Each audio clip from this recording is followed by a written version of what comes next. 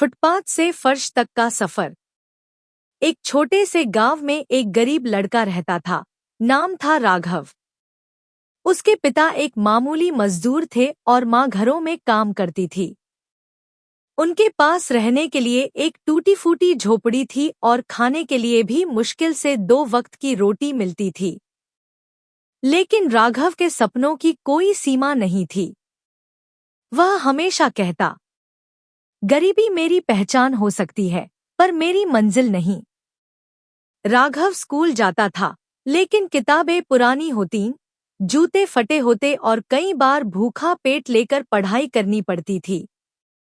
गांव के लोग उसका मजाक उड़ाते थे, लेकिन राघव बस एक ही बात सोचता था, एक दिन मैं कुछ ऐसा करूंगा कि ये लोग मुझे याद रखेंगे।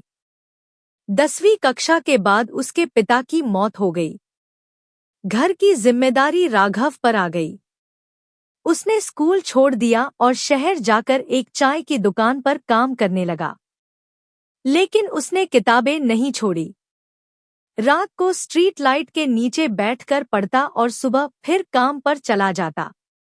धीरे धीरे उसने प्रतियोगी परीक्षाओं की तैयारी शुरू की। चाय बेचते हुए उसने हर सवाल, हर अध्याय को बार बार पढ़ा। 2 साल बाद उसने क्लर्क की सरकारी नौकरी पास की। फिर भी वह रुका नहीं। उसने और मेहनत की और यूपीएससी की परीक्षा पास करके आईएएस अधिकारी बन गया।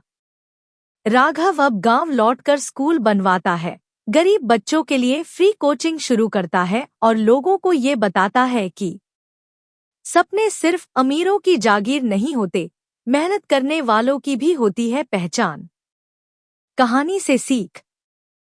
हालात चाहे जैसे भी हों, अगर इरादे मजबूत हो तो कोई भी मंजिल दूर नहीं होती। मेहनत कभी बेकार नहीं जाती। सपनों को बड़ा रखो और उन्हें पाने के लिए जी जान लगा दो। याद रखो, अगर तुम गरीब पैदा हुए हो तो ये तुम्हारी गलती नहीं, लेकिन अगर तुम गरीब मरते हो तो ये जरूर तुम्हारी जिम्मेदारी है।